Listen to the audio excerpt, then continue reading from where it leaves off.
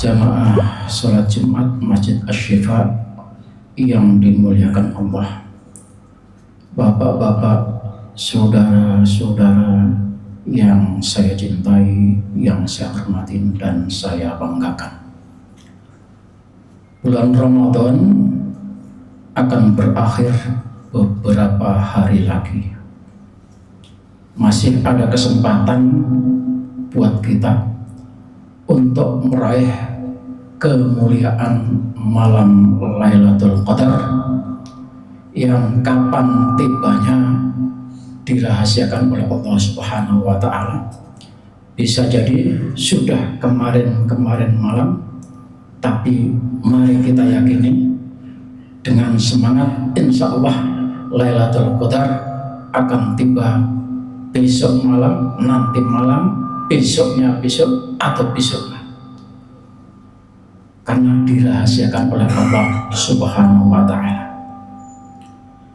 Kita sudah tahu betapa agungnya, betapa mulianya malam Lailatul Qadar, karena di sana Allah janjikan satu malam ibadah sama dengan 1000 bulan ibadah.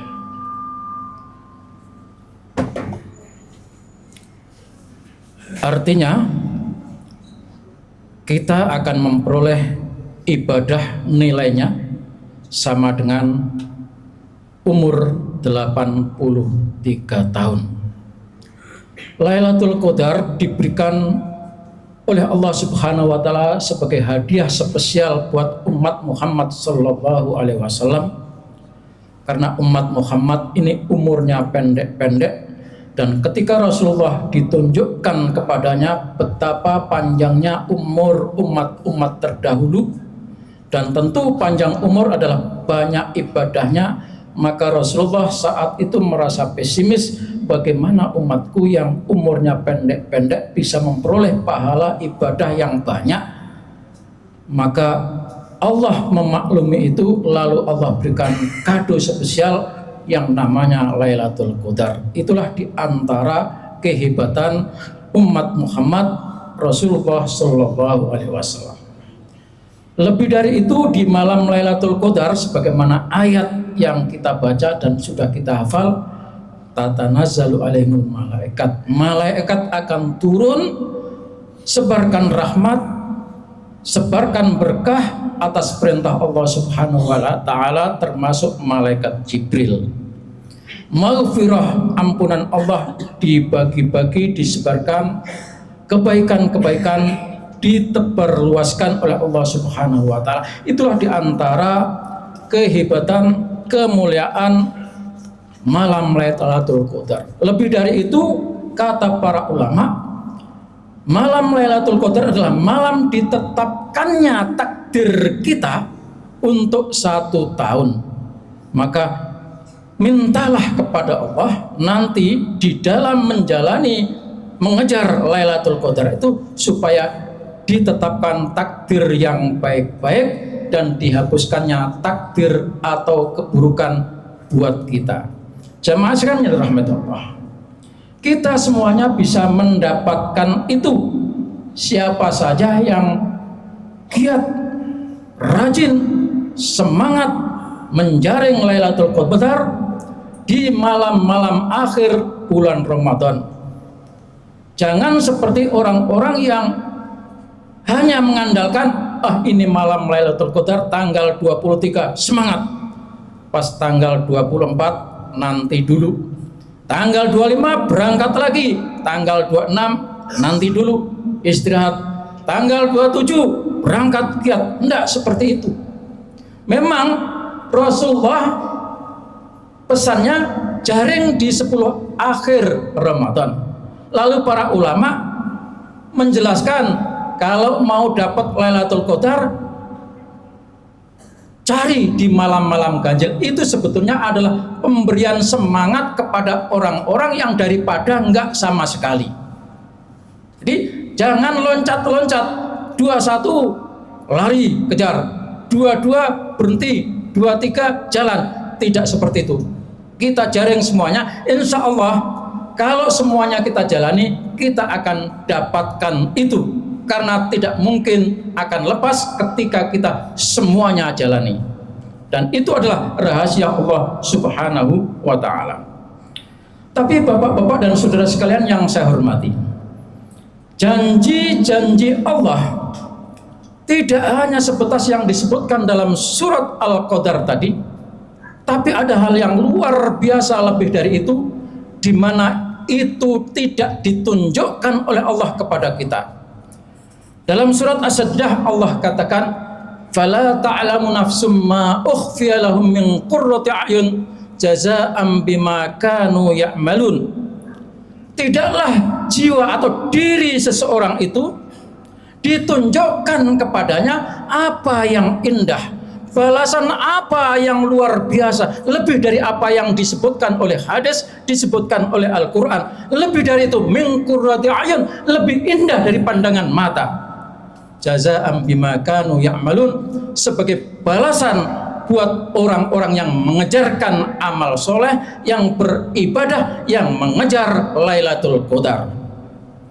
Sesungguhnya anugerah Allah Subhanahu wa ta'ala itu teramat besar, dan ada yang lebih besar nanti akan diberikan kepada orang yang giat, semangat beribadah, menjaring Lailatul Qadar. Innal fadla biyadillah yu'tihi may yasha. Anugerah Allah yang lebih hebat lagi, lebih besar lagi, akan diberikan kepada orang-orang yang dikehendaki. Wallahu wasi'un alim. Allah maha luas rahmatnya, maha luas ampunannya, alim dan maha mengetahui. Oleh karena itu jemaah sekalian, bapak-bapak dan saudara sekalian, mari kita raih apa yang dijanjikan oleh Allah Subhanahu wa ta'ala. Dan yang akan kita peroleh, yang akan kita dapatkan itu tergantung pada niat kita. Karena niat yang berbeda, maka hasilnya juga akan berbeda.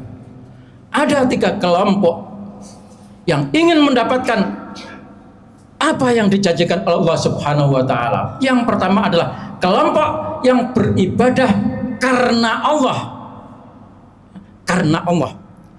Maka kelompok ini, orang-orang ini beribadah akan diberi apa yang dia minta. Dia berdoa di malam Lailatul Qadar, minta apa? Akan diberi oleh Allah Subhanahu wa ta'ala. Minta ini akan diberi ini. Tetapi itu hanya yang diberi adalah apa yang dia minta saja. Orang yang meminta sesuatu tidak dilarang, inilah termasuk golongan ibadah karena Allah Subhanahu wa ta'ala. Kenapa? Karena dia ibadah hanya ingin mendapatkan sesuatu dari Allah Subhanahu wa ta'ala, ingin mendapatkan pahala dari Allah, ingin mendapatkan rezeki dari Allah, dan itulah yang diminta akan dikasih. Ini kelompok pertama yang beribadah karena Allah semata. Ada lagi kelompok yang kedua, beribadah semata-mata ingin mendapatkan ridho Allah Subhanahu wa ta'ala, mengabaikan permintaan. Ya Allah, kami ibadah hanya mengharap ridhamu. Ya Allah, kami lakukan amal soleh hanya mengharap ridhamu. Kami ibadah hanya ingin engkau ridhoi. Maka orang yang beribadah hanya mengharap ridho Allah Subhanahu wa ta'ala, dia akan dicukupkan kebutuhannya. Kalau tadi yang pertama dikasih apa yang diminta, tapi tidak seberapa. Ketika kita ibadah hanya mengharap ridha Allah, akan dicukupkan kebutuhannya. Maka kelompok pertama tadi adalah meminta, dan itu tidak salah. Ini mungkin tingkatan-tingkatan kita melakukan pekerjaan, melakukan ibadah hanya punya mau. Maka ini tingkatannya, tingkatan anak SD tidak bekerja, disuruh nggak jalan kalau nggak dikasih upah. Yang kedua, hanya ridhomu ya Allah, karena kalau kita sudah diridhoi oleh Allah, maka keperluan kita akan dicukupi, nggak usah minta. Nah, itu sebabnya ibadah yang kita lakukan semata-mata mengharap ridho Allah Subhanahu wa taala.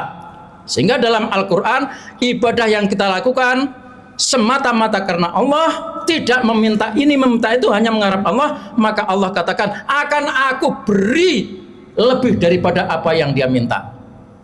Maka kita meningkat ke golongan yang kedua, mengharap ridho Allah Subhanahu wa taala. Yang ketiga, jamaah sekalian dirahmati Allah, orang beribadah, melakukan amal soleh, kebaikan-kebaikan dilakukan semata-mata ingin selalu bersama Allah. Ibadah yang kita lakukan tidak minta ini ya Allah, ridhamu udah, tapi saya ingin selalu dengan engkau ya Allah, dimanapun kami ingin bersama engkau. Kata ahli tasawuf menyatakan kun ma'al mukawwini yakunu ma'akal kaun. Usahakanlah dirimu selalu bersama Allah. Ibadah hanya demi cinta kepada Allah, bersama Allah, selalu bersamai Allah, maka yakun ma'akal kaunu, akan bersamamu dunia dan isinya. Inilah yang disebutkan oleh Allah, sakhkharallakum ma fis samawati wa ma fil ard. Bumi dan isinya, langit dan isinya ditundukkan oleh Allah Subhanahu wa taala kepadamu. Artinya inilah yang kita inginkan, supaya kita selalu bersama Allah Subhanahu wa taala. Maka siapa yang selalu bersama Allah, Allah akan selalu bersamanya. Kalau Allah selalu bersamanya, maka apalagi yang kita perlukan? Innallaha ma'al muhsinin, innallaha ma'al muqsidiin, dan sebagainya dan sebagainya.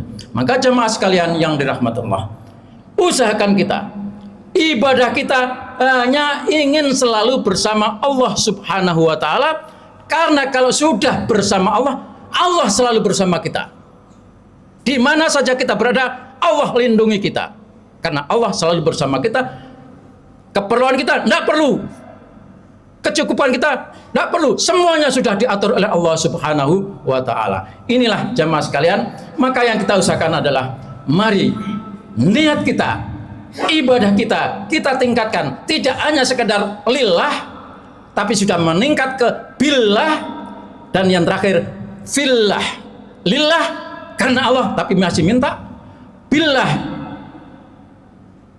ingin mendapatkan ridho Allah, dan yang ketiga, yang kita lakukan ibadah kita itu selalu ingin dekat dengan Allah, bersama Allah Subhanahu wa taala. Maka jika yang ketiga ini kita bisa tingkatkan sampai di sana, insya Allah kita akan menjadi wali-wali Allah.